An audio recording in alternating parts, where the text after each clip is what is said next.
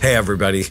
We have a very special week with you. We're going to talk about surviving trauma. Yeah. In fact, if you find yourself in a traumatic situation, such as an active shooter situation, well, what are some of the things you should be thinking about?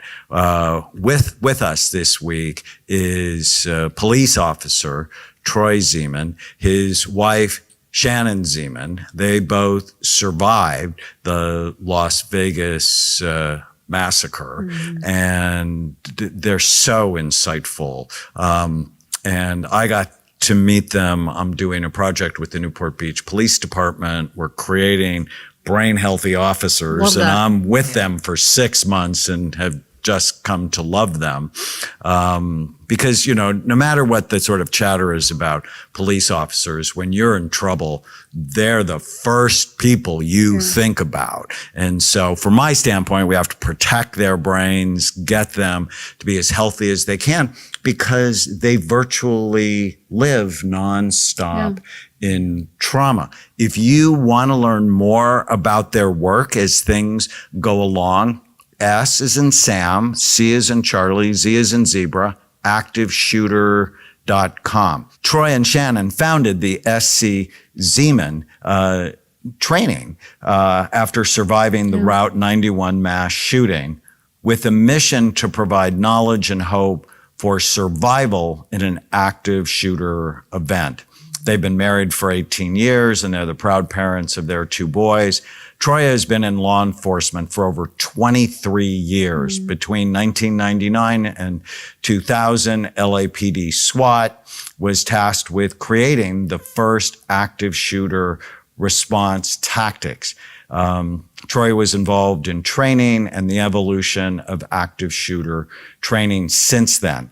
He has been awarded the California State Governor's Medal of Valor, Newport Beach Police Chief Citation, City of Newport Beach Medal of Valor, along with many other awards for his amazing service to the public. Shannon is a Baylor University graduate with a background of sales and marketing, but she's learned a lot through her 18 years of being the wife of someone in law enforcement. Shannon brings a civilian perspective of an active shooter event to our services. Now, I know Tana is so excited, to have them on. No, first of all, I want to thank you for what you do. I have just huge respect for law enforcement, military, and I'm very happy to have you here. Thank you. So tell us the story of being in Las Vegas. What happened? So on October 1st, there was a 3-day concert, and we were there for 3 days. So the reason we went there, Shannon had breast cancer, and she had just finished up her chemotherapy. And we decided that it would be great if we celebrated her beating cancer. And it was also our anniversary that year. So Shannon found this 3-day concert in Las Vegas and said, "Hey, I think this was a great place to go." So we went there for 3 days, and it was a blast. It was a great place. I thought the venue was amazing. And then on the 3rd day, on the last singer, it was about 10 o'clock at night, and all we heard was gunfire and a crowd of 22,000 people screaming. Did you know right away that it was gunfire? I mean, you would know, but I think the average person isn't sure. Yeah, well, even police. I mean, I didn't know that the first barrage. I didn't know that it was gunfire, and there was. This is a concert. It's a country concert, right, with all kinds of military and police officers who shoot all kinds of weapons, who recover all kinds of weapons, and due to the fact that he was 1,000 feet away up 32 stories inside of a hotel room, the shots came out, and you kind of were. I was befuddled on it. I was like, I don't know what that is, but it seems weird. There's something. So it didn't seem like part of the concert. Yeah. And it really did seem like it's danger, but I just don't know what kind of danger yet. And so I was able to turn around and assess the situation. And while I was assessing, a second barrage came down, and that barrage, you could see the barrages were anywhere from 60 to 90 rounds. Oh my gosh. So you could actually see the rounds coming down range, and hitting people. So at that moment, I decided, we got to figure out a way to get out of here. So that was the moment of. And were you in like an open space? Yes, this is an open venue. So the shooter was in a sniper position, and there's no roof on this venue. Nothing in this venue is going to stop To get cover. the bullets that we're going to hit. So one of the things that military and police get trained on, we get trained on concealment and cover. Right. And these are kind of the things that we train civilians in our business to, and the difference between concealment and cover. Cover is when a bullet can be stopped by what you're hiding behind, and concealment is when you're not being seen by the suspect. He's just kind of guessing where you are and shooting at that area. Obviously gives you a better percentage of he's going to hit you or not if he can't Right. see you. So we discussed that, and in this case, there was nothing in there that gave me cover.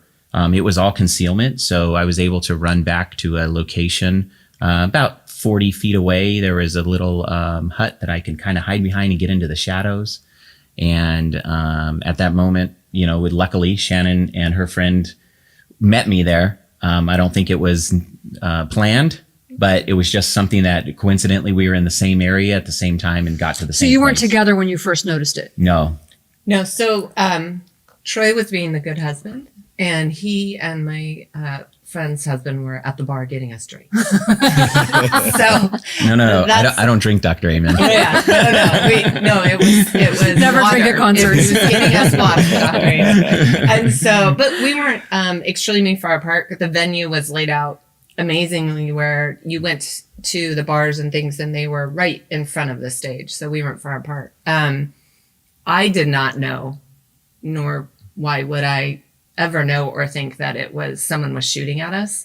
The first ones, he did just a few random shots, and I thought they were fireworks that were going to come off of the stage, because it was the That's what I last was thinking singer. people thought.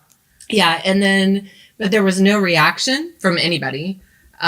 So we all kept dancing. I just thought, oh, something went wrong with the fireworks or whatever. Then the first barrage came out, and it sounded to me as like the old firecrackers on a string, the boppity bop bop bop. So I was thinking, oh, who was stupid and brought in fireworks to let them off in the venue? So I was looking where I thought the sound was coming from. And again, the singer was still performing. No one in the audience was moving at all, because And it was dark, right? Yeah, it was dark, and we were behind about 7,000 people, because we weren't in. There's like a grass area where everybody was standing. We were right behind it. And then I did think to myself, like, that's weird. But again, I thought it was just someone that brought in So your something brain and was can't being quite put it stupid. together. Yeah. Why would I ever think someone? And it didn't. I mean, I've gone shooting before with Troy and stuff, and it didn't sound anything like I'd ever heard. Up close. Yeah. Right. And so the second barrage came out, and that was when the singer ran off the stage. And then we saw the people that were in front of us, they were starting to run back, because where we were was the way to get out of the main entrance and exit. So a lot of people, if your brain isn't familiar of where your emergency exits are or any other avenues that you could take, that's immediately where you're going to go.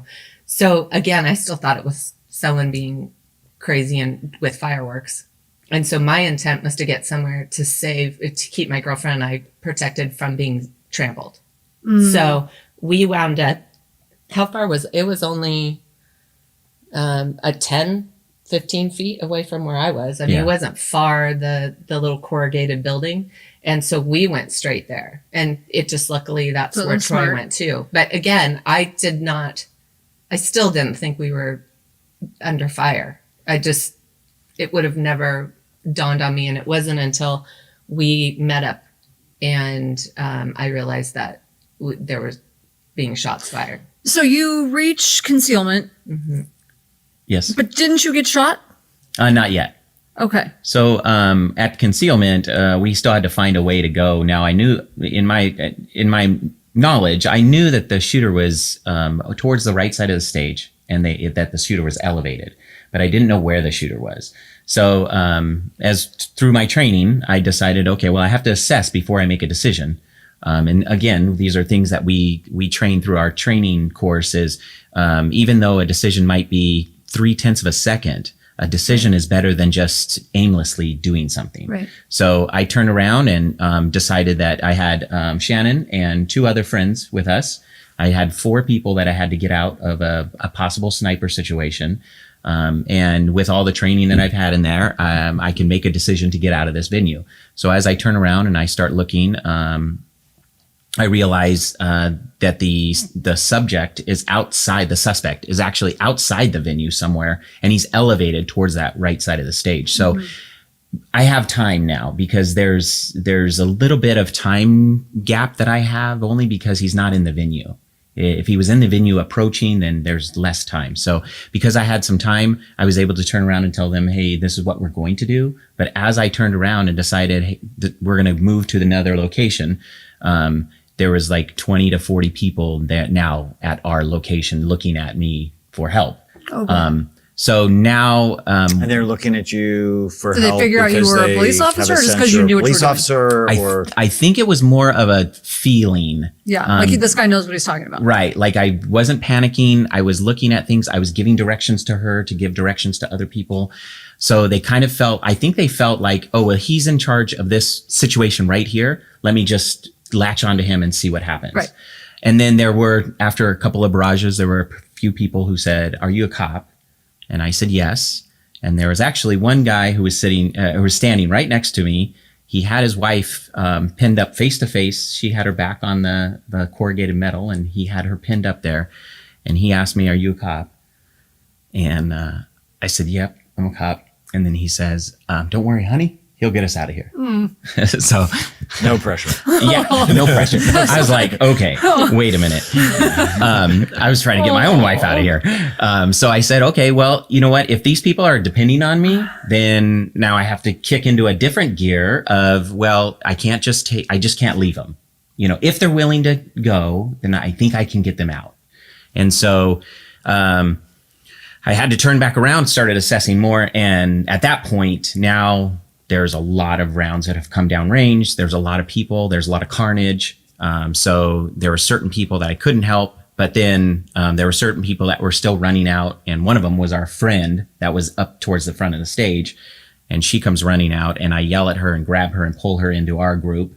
Some other people had come down into our group, and I figured a way that we can move from one location to the other, but we still had time. So I was just preparing everybody to try to move them to an indoor bar. There was an indoor bar that was on the other side of the venue. Mm-hmm. So we're going to have to stop this one, but we're going to go on to the next podcast. But one thought I had is before you go to a big venue like this, is one of the tips, know the escape route. So when you go into a grocery store, when you go to like I'm Walmart, one of those crazy people who's always some of the looking for things, exits. is it to just be aware that there are crazy people out there. I've seen many of them. And just to begin to go, this is possible, not common, which is very important to understand. Yes. This is actually a very rare event. The news media makes us think it's like breaking news every day. It happens way more than it should. So it's being aware. So when we come back, we're going to continue through this story of trauma. But also our goal is to give you things to do. And if you want to learn more about their work, because this could be great for your family, it could be great for your business, for your organization. The website again is SC, as in cat, Zeeman. No, SCZactiveshooter.com. Stay with us.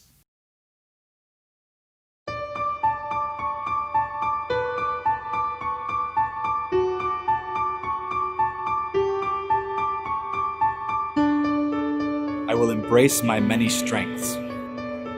I will not be tormented by my past. I will find the right balance. I will be calm and courageous. I will be free. I am not just bipolar. I am not just autism. I'm not just depression. I'm not just ADD. I am not just anxiety. I am not just OCD. I am not just PTSD.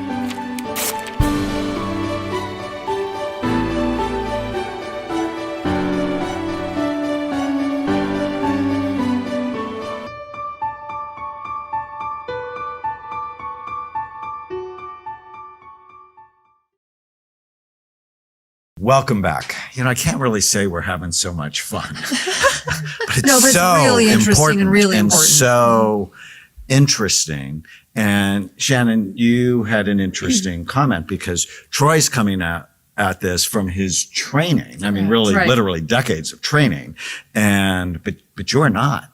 Correct. Yes. So when Troy's sitting here talking about he was assessing, he knew that the shooter was not in the venue. He didn't know where, but he knew he wasn't in the venue. And he's talking about how he knew that we had time and, we could stay where we were while he was figuring it out. He was, as far as I know, he was the only one in our group that knew the person was not in the venue. We were in there for 10 minutes and It's a long time. and I thought the person was in there. When Troy got shot in the leg, the shooter had changed his trajectory. And so it was actually starting to hit the container we were hiding behind. So I actually So visually. at first it wasn't. It was going a different direction. So you were safe for a little while, and then all of a sudden he changed direction. Yeah, we would get some errant rounds, and we got some shrapnel that hit us. I got hit on almost every barrage, but it was just shrapnel or pieces from the ground, or there'd be an errant round that maybe hit the building once that we were behind the corrugated metal. But very, very rare did the actual rounds come directly at us. And then once I got shot, that first barrage was right on us, and then subsequent barrages after that were, you could see the impact rounds hitting everywhere around us. So that it was just raining down on us at that point. And are That's you seeing crazy. people get shot as well? Not on those barrages, but on the other ones. The first ones ones. prior to that, You when saw I was people going assessing, down? yeah, because they were what they would do is a lot of people would lay down on the ground when they started hearing Yeah, which is gunfire. not the right thing to do, right? Not with a sniper, No. but But we they thought didn't he know. was in the venue. So it is the right thing to do. So get low is what you often hear. Right. Get down low. Right, but But, when but he was up high. right. So if you were What to are you take- gonna do? Yeah, if you were to take a pencil and put it on a table and look at it through the height of your eye, that would be a sniper round, right? That would be a sniper position. If you lay the pencil down, how much more surface area do you have? Right. So those are kind of the things that I could see, but there were also people that were running from the front of the stage to the main exit where we came from, where we have to check in. And they were actually running through gunfire because they only knew of one area to go to. Geez. And so that's the thing that I've always been taught is never go through the main exit where everyone else is going through unless you are certain you can get out. But if there's another way to go, you need to go. Yeah. I mean, and in this case, he didn't really have the main exit covered. It was just angle. The angle of his rounds were coming in between the exit and where those people were standing. And so they had to run through I don't think they knew they were running through the bullets, but they were running through the Yeah, bullets they were just to get there. confused probably. Yeah, they had no. So then walk us Confusion. through what happened so we can get to what do you do? Well, when you're in and that when did you get situation? shot? I'm still wanting to. So He got shot around the 5th barrage, and that was when we all thought the guy was walking towards us. So there was like a point where I thought I had a plan where we talk about having plans and stuff. I had a plan where I felt like Troy wouldn't leave people. He was trying to protect him. So I thought I was going to watch him get shot, how I was going to pull him out to safety. Like I was trying to do that. And then at another point was, where your fight or flight comes in. And I was like, you got to be kidding me. If this guy comes around the corner, I just fought for my life for the last year. He's not taking me out. Like I was ready to, I Mama was, bear thing. I probably wouldn't have won, but I was because ready of- to take she'll it fight on. anyway. So anyways, because yeah. of the breast cancer and having survived that, and it's like, no, Yeah. not this. This is going not. to- Yeah, my family didn't go through what we just went through to then end it here. So I think that also helped me in being more of a partner to Troy and helping him get people out. But yeah, there was when he got shot, he told me that we needed to tell people to move over like 12 inches. And the people to my right were just ghosts. They couldn't move. They were frozen. They were frozen or overstimulated. I was looking at push them. them? There were so many, many. and they were sitting down. It was like Oh. I was yelling at them. People are getting shot. They're I in need you shock. to move, and they couldn't. And that's when I relayed to him. I'm like, they can't move. And Yeah, their that's when we basal were gonna ganglia. Yeah, It's they an get area shot- deep it's in the shock. brain. Yeah. When it gets activated, some people, like police officers Yeah, I'm like and that too. I firefighters, freak out and- they can go toward the fire. Right. People like me, and I was an infantry medic, but I didn't like it at all because my first response is to freeze. Yeah. And it used to make me feel bad until I realized, oh, that's just my brain. Right. And so if you can just move your pinky, Yes. then you can move. So it's like you don't have to move everything at once. Just move your pinky and then you can get activated during trauma. Right. And that's amazing because that's something that we teach. I don't do it in the clinical way you do it, but I teach that because if you can make a decision, even if it's a hundredth of a second, that decision will break that freeze, and you can say, "Oh, I can do this," and then move to that, and then make another decision, and that will keep you from getting to that point where you're frozen. So we do train that. But one of the things that Shannon said was funny because when I got shot, she yelled at me, "Did you get shot?" And I said, "No." And he really thought that I thought he didn't get shot by saying no. Well, I don't want her to panic. I was like, if I'm asking the question, And you I got shot in the might know. right. You actually know. Is that right? I got shot in the right thigh. On the right. thigh. Yeah. So the bullet entered my thigh and broke up in there. I have like 13 pieces in my leg. And eventually the doctor said that they should remove those one by one in the future. So, but after that, what happened was... And was it because, I'm sorry, I just have to know. Yeah. Was it because it came through the corrugated metal? No, I was actually standing outside the corrugated metal. Because? That it was where I needed to be so that everybody else could get their cover. he was standing right on the corner of the corrugated metal so that he could see the whole venue of what was happening. he was So a you're little trying bit to more assess the still. situation. So I'm trying to assess, and then I couldn't push anybody else out of the way. All right, so you get shot. Then what happens? Then, because the angle of the round started coming differently, that's when I got shot. I told everybody we need to move over a little bit. People couldn't do that. Some of the people couldn't do that, but there was about 20 people who looked at me and said, "Okay, we can do stuff." It was a nonverbal communication that we had, Yeah. but I could tell that these people were willing to do what I nodding needed to and do, moving. what I needed to do to get them out. So I gave some more commands and said, "We're going to move to the House of Blues." It's a covered bar, just on the other side of the venue. So on the next barrage, we're going to move on the next reload. So another barrage came out. We saw a lot of impact rounds, a lot of things. We were taking a lot of rounds, and then once that barrage stopped, I said, "Go, go, go." We all ran to the House of Blues, got inside. At the point we got inside, there was more rounds coming down range, but no, I don't think at us. I don't think the bar got hit. I don't know, but I don't think it got hit. But now you're in a building. Now we're in a building, which was much safer because So even you though got you've been walls. shot, Right. you've been able to move your body. Yes. And help these people find shelter. right. And then so while we were in there, I gave them. I told them, "Hold on for a second, let me check the back." So I went out the back, checked that.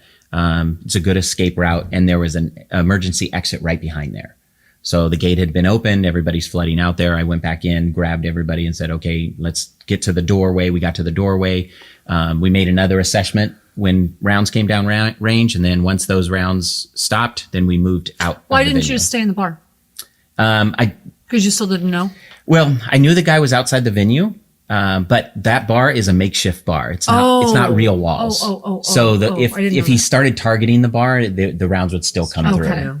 So I just decided we needed to get It was outside the venue. concealment. It Got wasn't it. covered. And Got it. Shannon, what's going on in your head? I really can't tell you. It Were you sheer just sort of an terror. autopilot? Yeah, I was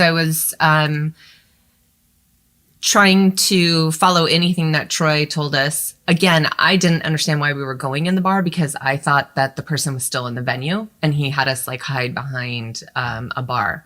So a lot of my things were in my head. Why are we doing this? Why do you have us sitting here? but I fully trusted him. Right, 'cause you know So then I wasn't verbally questioning any of it. I felt like I knew we needed to get him out because we needed to find a medic for him. Right. So it was the energy in that area. Troy talks a lot about the carnage for him. That's what resonates with him. For me, it was the energy of the whole experience. The people being so freaked out. It was just so heightened. Your whole body, even every time I talk about it, even right now, I feel that whole vibration go through my body. And I think that was very consuming, is that you were just on autopilot, like you say, just that adrenaline trying had to be insane to survive and get out. And so by the time we got out of there, we every time we'd find a paramedic or something like that for Troy, there would be people that were so much more worse than he was. And so we'd just keep on moving. And of course, Troy being who he is, he's being we're not going down the and- main areas. We are traversing alleys and we're going over fences, and because he is like, you can't go the masses, because if there were, because we still didn't know, right, if it was one person. I would never go with the people. So it was and by the time we went in to Hooters, got into Hooters, and somebody started screaming active shooter, it was a very high stress again, even though Troy was like, there's not an active shooter, you still have it's that survival. Yeah, it was still like, what if there is? It's changing your nervous It system. turns on and it doesn't just turn off. Changing your nervous system. Yeah. There's a fascinating book on why zebras don't get ulcers. And so, I mean, in a sense, you're having your zebra moment where the lion is chasing you and the lion wants you as lunch. But why zebras don't get ulcers is their nervous systems can go back quickly. But if you have a year where you've just been fighting cancer, that's not like a single episode where the lion's chasing you. It's like the frickin' lion is chasing you for a year. Right. And if you've been a police officer for 20 years, then your nervous system has been heightened with all of the things that you've seen and experienced, because this is not the first traumatic event that you'd seen or you'd experienced, right? Right. But it did give you an advantage. Yes. Oh, clearly a tactical advantage where, I mean, that's really the hero part, where you were able to save the lives of those people who were dependent on How many you. of them may not have made it out? And so it's interesting. When we come back, I want to talk about, okay, well, what's the fallout for both of you personally? And then let's talk about how we met, and then you guys come into the clinic and the difference. And I want to talk about strategies just a little bit. Okay. Yes. I think that's important for people. Great. Stay with us.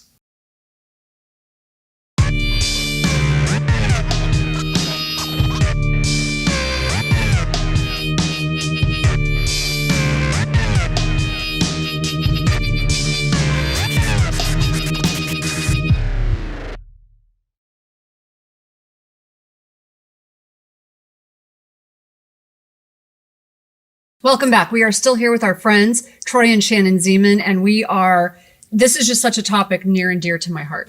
So I love what we're talking about. It's terrible what you went through. It's terrible that you were shot. But the number of people that you hopefully and probably got out safely, and you'll never know because they got out safely, fortunately. It's just such an important topic. And we want to hear the rest of your story, but we also want to talk about some strategies. And what was the fallout?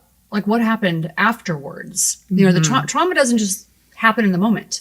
Right. That's why we call it PTSD, right? Right, yeah. So what was the fallout? So one of the things that we talk to managers at businesses and organizations is to try to get a peer support or what we call employee assistance program at my work.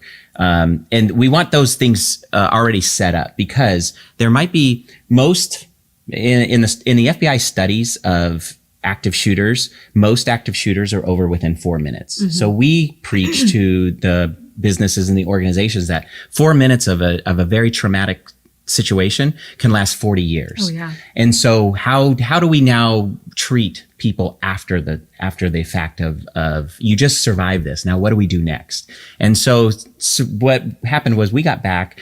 Shannon and I, my agency was very, very good. They were able to put Shannon and I both into counseling and peer support so that we can start talking about and start trying to process this traumatic event that we went through. Immediately, we were in within a week That's great. of doing it, which was amazing, which we had a lot of friends that either their health insurance didn't cover it or they were going through the state of California, which the state of California has an amazing program for victims, but unfortunately they were so inundated because we had so many people there that we had a lot of friends that, and if they even got any help where they would go to a therapist or anything like that, it wasn't someone who had specialized in traumatic situations. So for us, we were extremely lucky at the get-go. And we went, like Troy said, 4 or 5 times, and we felt we were great.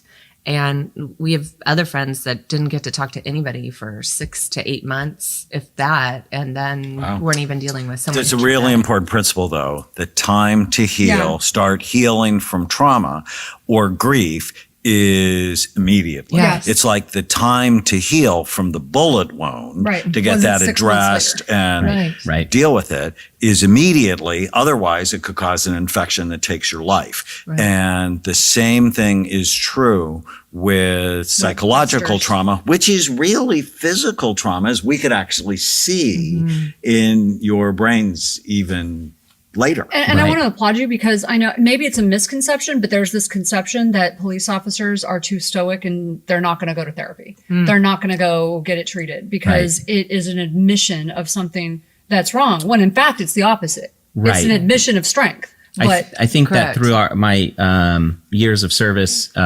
we realized that not only it's hard to be vulnerable in our job, and to be able to say that you're vulnerable and you need help is a difficult thing for law enforcement anywhere.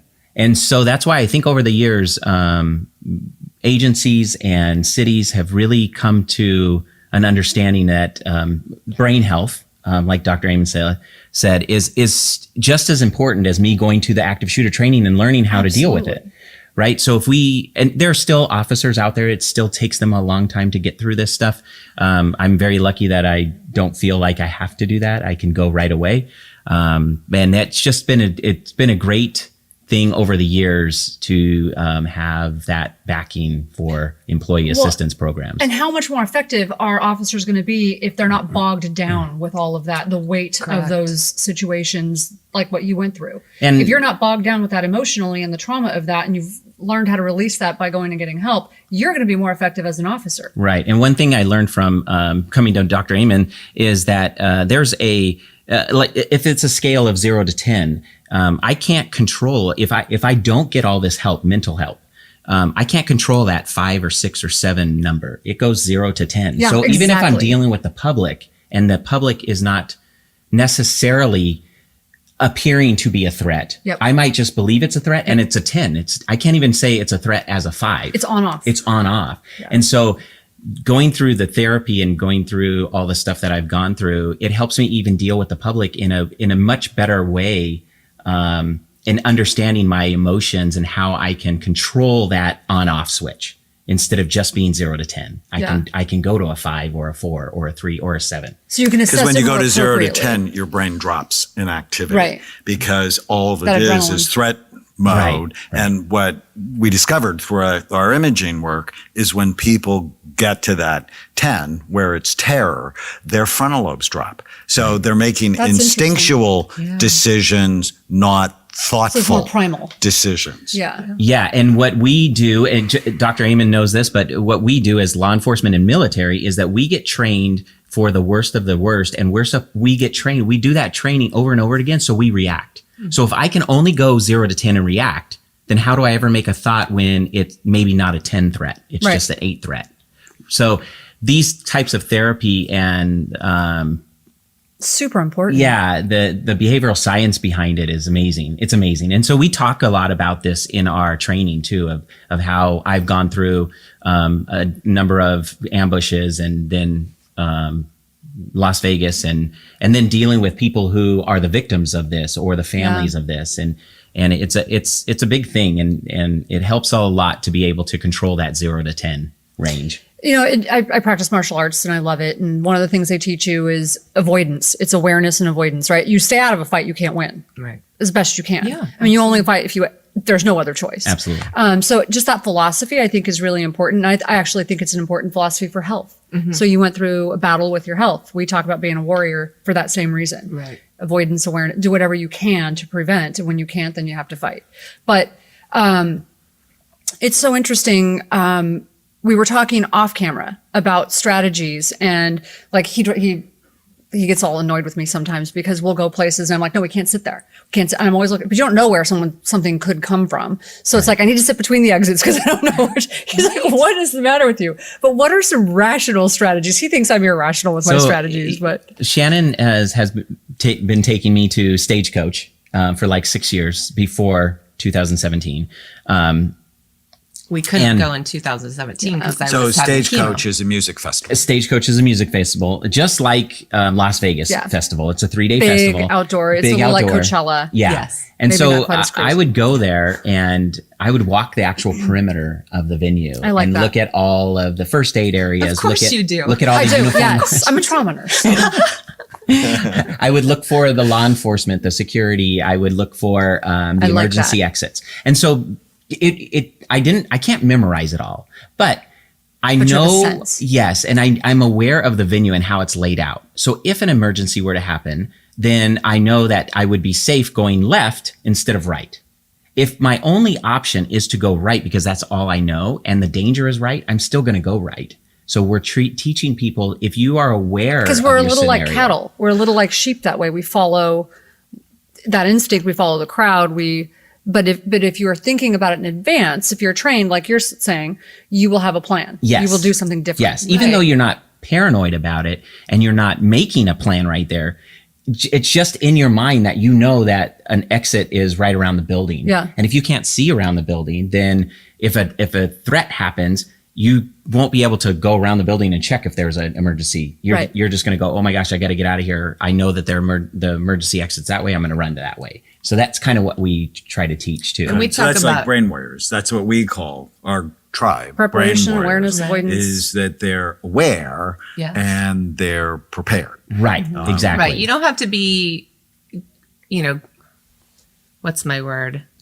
The word's not crazy, but Paranoid. Paranoid. Thank you. I'm like, you See, I don't have call to it be prepared. Everybody calls He it their calls own. me paranoid. I call me prepared. Everybody has their own word for it, right? But like, we would always make fun of Troy when we would go to all these venues because. Bet you don't know. No, we kind of took it back, But it was, but he was kind of like Uber doing it over the top a little bit. And it was when we were at Route 91, my girlfriend had actually said, Troy, we're so proud of you. You're relaxing a little bit. will You're never getting say that more again." into, the venue. And so he says it's her fault because, she Yeah. said that. I relaxed, so I got shot. Yeah.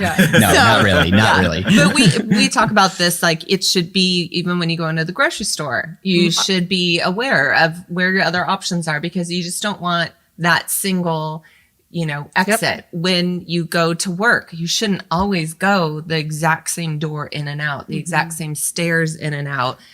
You should know all your different options every single time. So like you guys were saying, be aware, have a plan, know what's going around, but it's like we all know if you're not training your brain, you're not going to remember it. So if you do it one time and then you never do it again, Right. you're You won't remember. you're going to forget it. So when we met at the police station in Newport Beach, I was there meeting with Chief Lewis about our program. And he's like, oh, I have to introduce you to Officer Zeeman. And he told me what you went through. And then we talked. Yes. One of my thoughts is, oh, you should. I'm like, and then you told me about Shannon and the chemotherapy. And I'm like, oh, we should look at your brains. Right. I mean, that's just what I do. It's like, oh, we should look at your brains. And then you came. Yes. What was that like?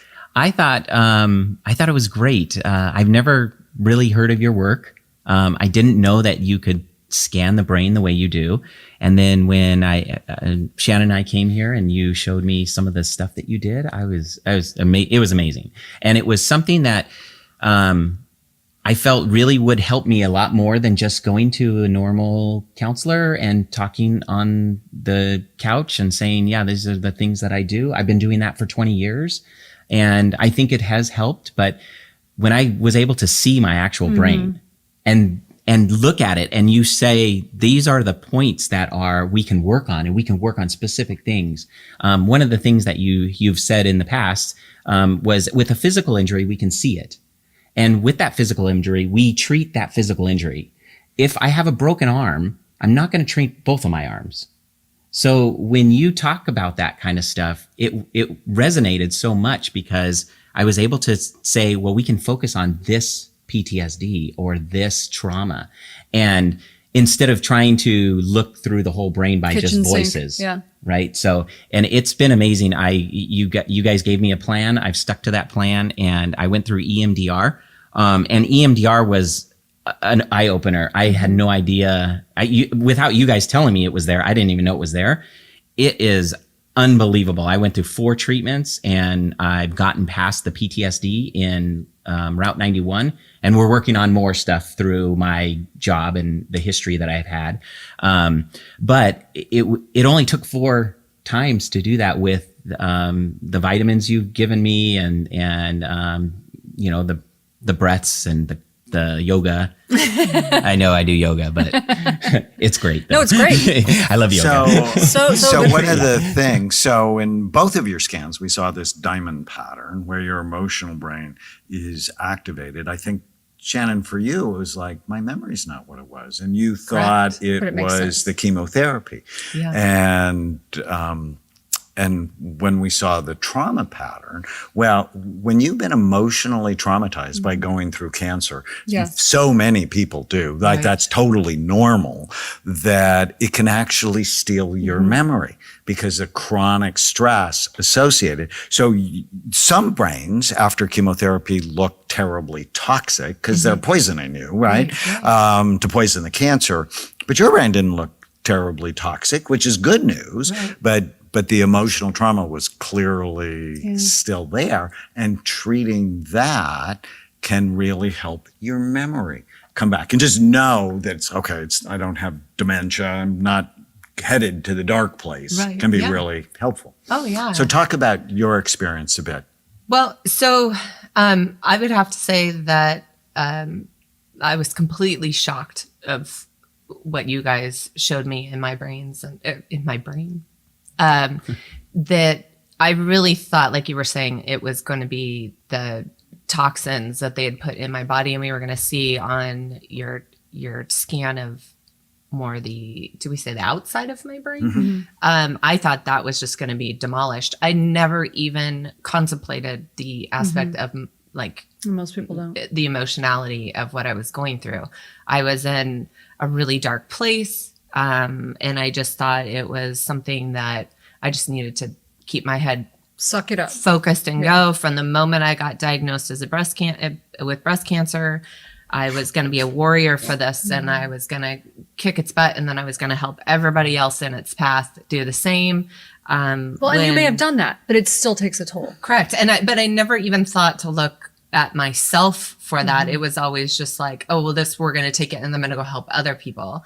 And then when we were in the Route 91 shooting, it was the same kind of thing. We came back, we did 4 or 5 sessions of therapy, and then it was like, okay, well, we're just going to be here to help everyone else get through it. And it was right around when it was getting close to the anniversary of Route 91 for the 2 years, and then right after it is my anniversary for my breast cancer survivor. I started really getting in a dark place, and I had no clue. And just coincidentally or magically or If you believe in as God leads you where you need to go, Troy meets Dr. Amen, and we decide, okay, let's scan our brains. And when they flipped over into like, it was, what do you think you're going to see on the emotional side? Because they were like, oh, that your brain doesn't look as bad as we thought. And I was like, oh my gosh, well, what is wrong with me? Right. And when he flipped it, and we had already been there with Troy, and I knew the diamond formation was trauma. And I saw how much trauma I had. I just completely started crying. It was an answer that I never knew was there. So you knew it was there, but you didn't know what it was. I didn't know what it was. And as soon as And that's why I love the imaging work we do, because it uncovers things that people don't know are there. Because if you don't look, how the heck would you ever know? All right, when we come back, so many things. So we're going to try and be as practical as we can. Before you're in a situation, what are the things to do during? And then be brave, like Troy and Shannon and Tana. If you've had trauma in your past, there are tools to help you. Stay with us.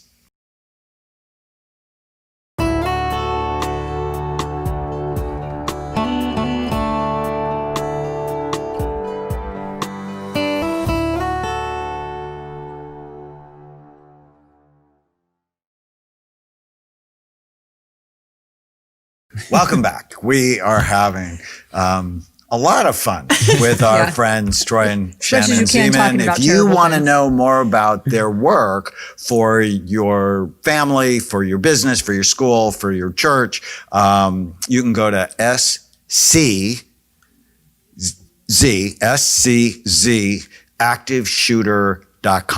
and you can learn all about them and their work and hire them for your organization. You can just see how articulate and wonderful human beings they are. And, as I'm listening to this, and you're like, I didn't really expect to see trauma. Yeah. I think oncologists and a lot of physicians don't really grasp how traumatic being in the fight for cancer really is.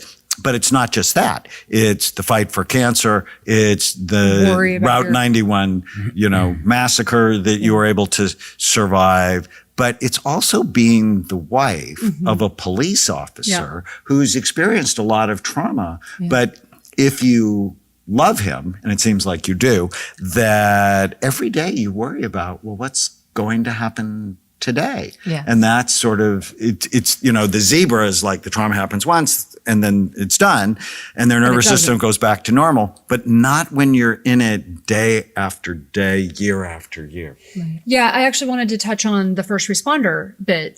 So when I met Daniel, he scanned me 2 weeks after I met him, and never heard that line before that he wanted to see my brain. But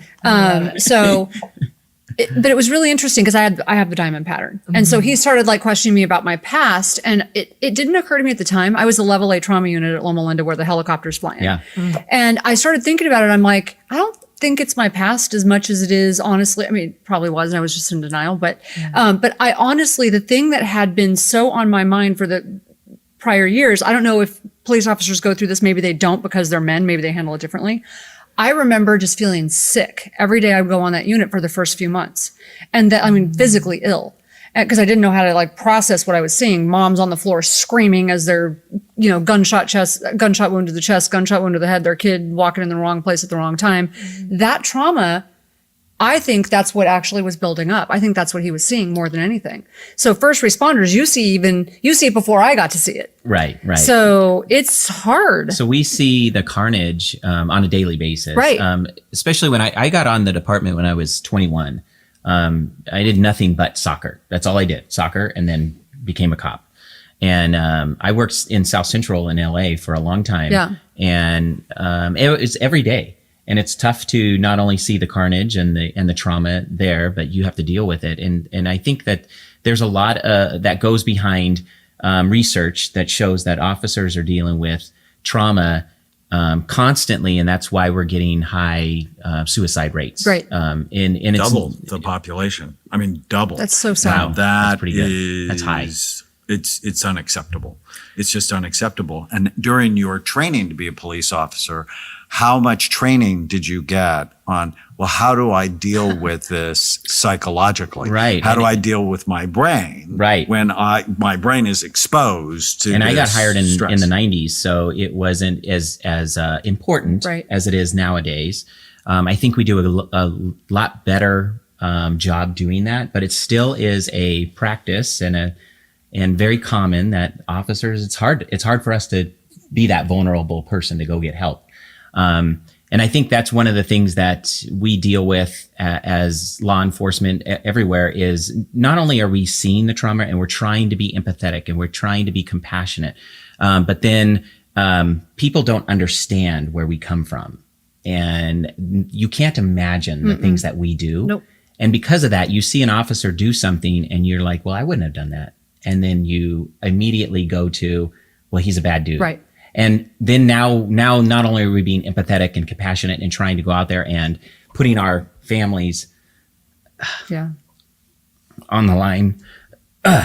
Okay, hold on. On the line. But we are also being told we're bad people. Right. And that's a hard thing. It's so unfair. Not are they at their work necessarily, or like some people telling them they're bad people or them concerned No, it's society. about it's all the time. Right. He's off duty and the news comes on and that's a trigger immediately because there's a video Right. of They're a not police showing the other officer. side. Right. They're not showing Right. the whole video. They're not showing, and then it immediately it's that jump into, this person is bad because I wouldn't have done it. And so when he's at home relaxing, these situations true. are happening on social media. They're happening, and Troy chose to be a police officer because he wanted to protect and serve. That's what he's always wanted to do. And it kills him that he can't do the job that he always wanted to do because he's always having to look over his back. Yeah, no, that's So when it's I tragic. did a ride along, preparing for, my brain health with the police department, I asked the young officer I was with, what's his biggest worry? And it's just what you guys are talking about. It's, I'm going to make a mistake. I'm going to get sued. Public I could end up perception. in jail when I'm always trying to do the right thing. And, with social media, I say, every idiot has a voice. Right. And unfortunately, cowards. the news goes to what gets the most clicks. Yes. And what gets the most clicks is conflict. Yes. And so it distorts the reality of the situation. And so that's why, for me, I don't read the comments, and some of them are awesome and some of them are horrible. Yeah. And I tell all the young stars I see, it's like, don't read the comments because they're going to poison your mind, and they're not real. Right. They're not real. Yeah, it's this was an interesting conversation I had with one of my nieces. She grew up in a lot of trauma without getting into that story. We were driving one day and she said something about a cop. And I'm like, I was a little shocked. And I'm like, where did that come from? Because she's young. I'm like, where do you think that feeling came from? Why do you have that perception of police officers? And she was quiet for a minute. She's a really smart kid, but she was quiet for a minute. And she goes, because my first memories of cops were bad. And I said, why? And she said, because I remember being in the back of a car with my dad. And I'm like, okay, so now we're getting somewhere. Yeah. So your perception of police officers is related to your dad. I said, how many times has your dad been arrested? And she stopped. And I said, so your perception of a police officer is based on someone else breaking the law repeatedly. It's not based on your own experience with them. Right. And so when I was growing up, every time I saw a cop, I felt safer because I never felt safe otherwise. So I'm like, isn't it interesting how your perception can be skewed by your environment growing Yeah. up? Yes. And it's really important that we start pointing this out to our kids because they go through life adopting these ideas that aren't even theirs. Right. Right. They're not even their ideas. So let's summarize some of the things that we've learned. If you've been in a traumatic situation, the sooner you get help, the better. The scans can really help because it can uncover things you may not know that are there. Whatever venue you're in, if you're in a public venue, just start paying attention that where Exits. are the exits in case someone goes crazy. I take a first aid kit everywhere I Right. go. And, Even at your- it may only happen, may never happen in your life, and it may only happen once or twice, but it's just a good idea to be prepared and to be aware. What are some of the other things you teach people that you think are just super helpful? We actually teach run, hide, fight. Yeah. It's a Department of Homeland Security mantra that they put out there, and we teach how to actually run in an event such as this, and we teach how to actually hide in an event such as this, and then we teach that last resort of how to actually fight in an event like this. And some of that fighting doesn't mean you have to be physical. You're still fighting through your emotions. You're still fighting through the physiological effects that you're going through. And sometimes you have to fight through injury, but you can make it. And one of the things that we teach everybody, and we want everybody to know, is that we have grown up knowing that if you cut your finger, you have to go immediately to the hospital and get some stitches. But I can tell you that your body is unbelievably resilient to damage. You can take immense amount of damage and still be able to save yourself or others. You don't shut down. Yes. Don't give up. So don't think just because I have an injury or I got shot that I have to give up. I have to continue to go. Obviously, there are a couple of places in your body that if you take a bullet to, you're probably not going to be able to walk out of there. But just because you get injured, we talk about the injuries that happened at Las Vegas. We talk about the injuries that I've seen on duty in LA, and how people have fought through those injuries and done the things they did. One of the things is just like we talked about before was the officers. Some people say, why does it take 5 officers to take somebody down? Well, I can tell you that unless we're trying to, put them to sleep in a bad way, it's hard to resist. It's hard to hold down one adult person. Male, Especially female, if they're on drugs. Right. Yeah. I mean, it's amazing. Their Your bodies are adrenaline is amazing. surging too. And Yes. a show of force helps to calm people down. I mean, I know that as a psychiatrist, if somebody on the ward becomes aggressive, the more people you can get to help, the calmer that person becomes. Right. Right. And the So less you counterintuitive. Where do they run? And- Do they run away from it? Do they? Is there a strategy to Yes. running? Our strategy is to assess, make a plan where you are going to run to. It's a short run. It's not, I'm going to run to Angel Stadium. Right. But it's a short plan. I think that I can go out the door. Once you get out the door, you're going to reassess, and then you're going to run again. And whatever that plan is. If my plan is to go to the front door, then you only run to that front door and then reassess. You don't just run through the door and then just keep running aimlessly. One of the things that happened at the Ariana Grande concert in Manchester, England was that, a person goes into the concert. Yeah. Detonates, and then as they run out, another gunman is outside. Yeah. So if they made the plan to run to the door, they could have reassessed that before running into the next gunman. So that's kind of the things that we talk about. I think one of the most interesting things to me that I've heard Troy talk about, because it was, I'm educated by listening to him talk too, is when we do the site walkthroughs. So we can walk through your building, a facility like a grocery store or your church or anything. Troy actually shows people all of the deficiencies that the active shooter has and all the advantages as a civilian that we have. And we're just not trained that way. We wouldn't see it. We think that someone has a gun, they have all the advantages, and we're just sitting ducks and we have nothing to do. Excuse me. And that is, I think, one of the biggest takeaways. Troy will show you the safest walls to hide on. Troy will show you, like, if the person was, coming towards you, how you can utilize he loves the 3-hole punch, to talk about, the old 3-hole, heavy 3-hole punch. So it's extremely interesting to see how he does that. It shows you, you're going to run. You don't want to run in a straight line because that's an easy target. So those are all different things that, it's very empowering to know that we actually have more power than they do. I agree. And that's one of the reasons I like to train so much. It's not because I think that I'm tough. It's because I feel safer. Yes. I feel safer when I'm trained. The more knowledge I have, the safer I feel. Maybe that's a misconception, but at least I have something. It's after being attacked when I was 15, you either go into I went into victim mode for about a week, and I went, no, this isn't okay. I don't like this. Why is it my fault that some crazy guy grabbed me on the street? And so I flipped that switch, and maybe I still, like you said earlier, maybe if I fought, I wouldn't win, but at least I'm going to fight. Right. And that training empowers you to feel like you can do something. Yeah. Even if it's get away. Absolutely. Usually if it's get away. Well, I know with my job, we see a lot of the suspects that we take into custody. And one of the things that mentally defeats them is if we can make them powerless. Yeah.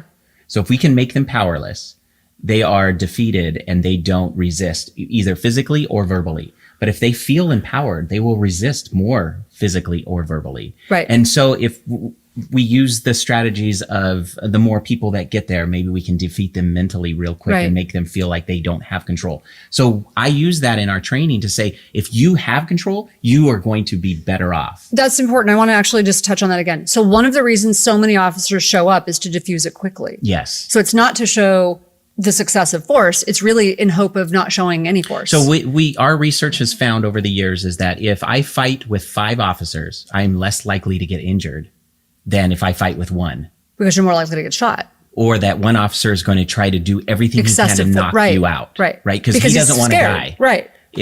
We've seen over the years that one punch can knock an officer out and then the person gets the gun and kills the Right. officer. Right. I've had that 3 times attempts on my life to hit me and get my gun. There is a tactic that bad people use, and they train this in prisons. And because of that, It's good to know. right, we watch it on video. So, I mean, these are things that the public doesn't understand. I understand we can't train the public on everything we know, but if you are fighting one officer, the only thing going through their mind is you're going to get my gun and kill me. Right. If you're not fighting 5, we have more control. We feel safer with my partner there. I can hold your arms down and he can hold your legs, or she can grab your head and shoulders and hold and pin you down, and then I can handcuff you. Right. And so all of this looks bad on video. Yes. But it's actually safer. It's very much safer. Research shows that people are less likely to get the injuries that they would if they had 1 or 2 officers Interesting. fighting them. Well, I just want to say, we have to Such- stop, such but a there's great- so much yeah. to do. I am so grateful you're both our friends, and I'm grateful for what both of you do to serve Yes, thank you. other people. That's why I just love the opportunity to work with the police Mm-hmm. that we do. I'm just grateful for you. And Well, to thank you. learn more about their work, SC as in cat, Z as in zebra, SCZ, activeshooter.com. And you can communicate with them. And I just think what they're doing is amazing. And it fits our Brain Yeah. Warriors Way community. Thank you so much. Thank you. Thank you very you. much. If you're enjoying the Brain Warriors Way podcast, please don't forget to subscribe so you'll always know when there's a new episode.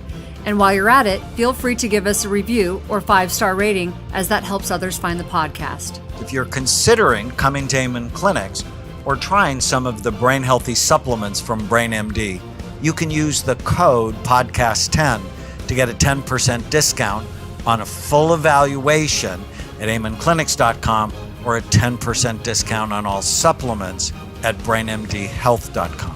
For more information, give us a call at 855-978-1363.